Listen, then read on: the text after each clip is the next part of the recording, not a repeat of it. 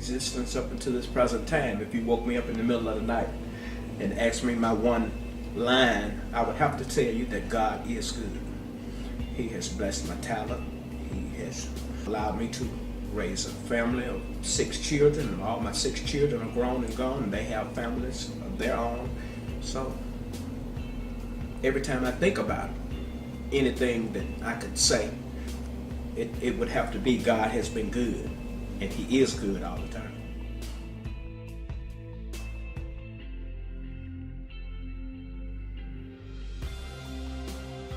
So I could always go to the country. You know, my mom and them would let us go, and it was like a vacation to us. We didn't know no better back then. When I was 9, 10, 11 years old, that was a big thing for me to get away from my parents because they were so firm. And my granddad was not as firm. He was firm, but he was not as, verbal as my daddy was. My daddy was, boy, you better get that grass cut, get them hedges cut, mop that floor, and so I had a job. I had chores by me being old as well. I had to mop the bathroom floors, the kitchen floors, and take out the garbage. And it was just, an easy task for me because I knew I had to do it every night. So all I had to do was make sure I got it mopped, kept the other kids out of there before, let it dry. And when the girls got through in the kitchen, I run in and mop the kitchen right quick. And I try to keep everybody, but you know how kitchens is, folk gonna run in and out.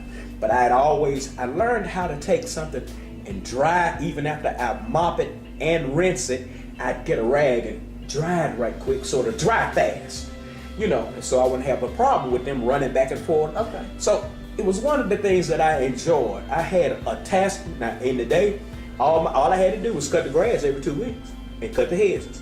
And it didn't take me but 30 minutes to do all that. Our yard was not that big, and the hedges, once I got started, I'm started. So I enjoyed that, but I enjoyed it more going to Lamar, Mississippi, where my granddad was, because he'd already have everything laid by and everything was up. So all I had to do was know how to dirt the cotton. I did all the plowing after I got there because I learned how to plow rather quickly. But by being as small as I was, I could do everything because my granddad had already laid everything out. It was the rows was already planted, the cotton, all the corn and everything, the watermelon patches.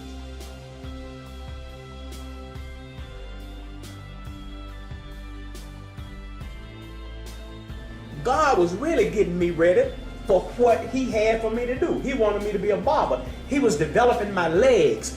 Now I can talk to you about it, but walking behind that mule all day in that hot sun, it developed my legs and took care of my legs for me.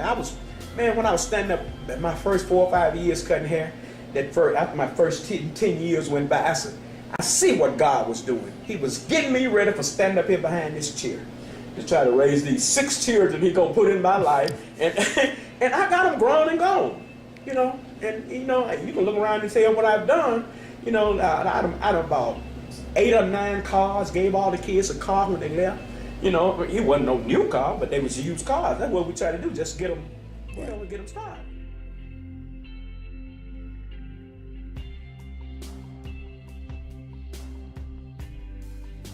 My mom and daddy did the best that they could with us. But by me being the oldest boy, and see, I got 3 sisters up there with me. My mama's first 4 children, Betty, a girl, me, and 2 more sisters. So where they kept me fighting all the time. Somebody messing with my sister, I ain't finna let nobody, if this my sister and you just slapped her, I want to see if you'll slap me, and it looked like a better, a better little contest for you to slap another man since you so bad, but I'm gonna slap you back. So, I was in a tight little spot, and I understood why God had me in that spot. Because my mom and dad was gonna be working, and I was crazy about my sisters. You got any sisters? Yes, you crazy about your sisters. See what I mean? So I understand what God is doing. I understand how He operates. When you raise a family of 6 children or more, and grandkids, I got 14 grandkids. I know what to do with the grandkids. I give them 8 to 10. I said, look, let me tell you, when your granddad call you, you come on to see what he wants. I had my next to the last daughter, which is Jennifer. You remember Jennifer? Yeah. She was working at the hospital out here at what's the one out here on Park, St. Francis. And so she worked with mental kids, kids that have mental problems, and the parents can't do nothing with them. They bring them to the hospital and put them in their program. And all the kids just, she went to school for them. All the kids just run to her, and she's trying to figure out why all that stuff I instilled them. I didn't know what I was doing, Larry. I was just trying to raise them the way God said raise them. And now she got a job, she getting paid all kind of money. They let her leave down there on Park because a white girl had the position that she really wanted. And they told her that she could get the position, but she would have to move to Houston and work at that Houston hospital down there. Got down there in Houston, she was going to be working, by her having 3 kids, she was going to be working 3 days and off 4. But she had to stay at the hospital the whole 3 days. And it was messing her up with the kids because her husband, they got married. Her husband worked at night, and so they was paying out all their money in babysitting and child care and all. So she couldn't do that. They got a better job. She's making more money at another hospital over in Humboldt, Texas, right outside of Houston. Right. She's happy, and she's been moved around. But see, that's how God do. He'll move you from one spot because he got something better for you at another spot. That's true. And that's how that happened. Right. But when we started, Larry, we don't know where it's going. Just like y'all children, you don't know where they're going. But as long as you keep doing the right things that God tell you to do, then you don't worry about it. You talk to them every once in a while. You have to instill in their mind, hey, look, Daddy's still here for you, and whatever you need, Daddy there. But I don't need for you to be out here acting no fool, because you're going to make me act a fool and you'll get me killed. Right. Because see, I'll die for y'all, but don't get me killed. Because I go just so far. If I see you so far wrong, Larry, you my son, you so far wrong, I son, come on here, let me talk to you. I might have to call you. You might need to change that. And I say, if I put that in you, I'm sorry. But it look like to me, you done got off course. And I straighten that up and I let you know. But that's the kind of person I've been, and God has been to.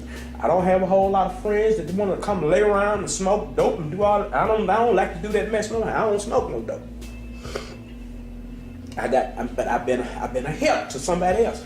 Arthur, the barber work with me? Yeah. He's been clean for 5 years now. I'm the only barber that could work him and keep him in the place working. Sometimes I had to send him home for a while because he was looking so bad. But now, when you see him, he's overweight, got a big old stomach now. But guess what? He is working. He's been working with me for the last 4 or 5 years now. So.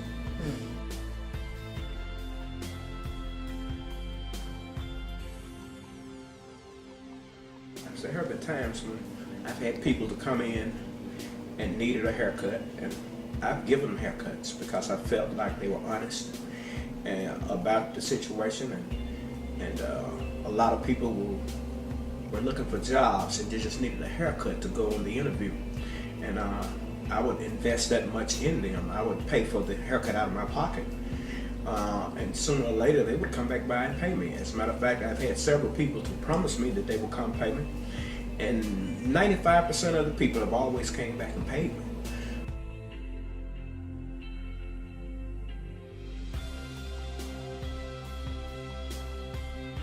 You run across situations like that every once in a while, but that's one time in 49 years.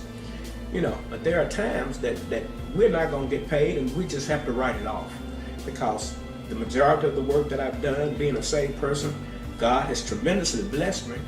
And most of the folk that come to me are people that come and want to pay for their haircut. Most of the folk I work on are people with jobs, professionals, people that work in the public. I work on more business people than I do just regular everyday people.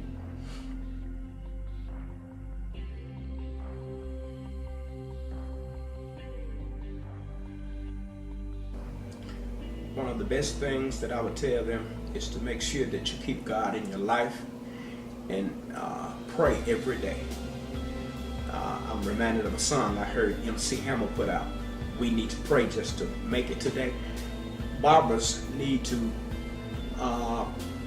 spiritual help. We need somebody to look over our lives, because when we are busy, we can't see everything, so we need somebody to see everything for us. And I've been blessed for 59 years. 49 years. My 50th year will be next year, January the 3rd. But I'm just a saved person. And I think that God has a way that we can't understand what He's doing. But I watched how He allowed me to raise my children. I tried to raise them by the book, and they're all grown and gone. And all of my children are still living, and all of them have jobs. And I was allowed to raise them the way He designed for us to raise children. And I tried to give them the encouragement that they needed. And it prospered. It works when you have a guide to go by. And I'm just a scripture person. I believe in being firm but fair with children. I've had fun raising my 2 sons and 4 daughters. Them daughters worked me, but I enjoyed raising them.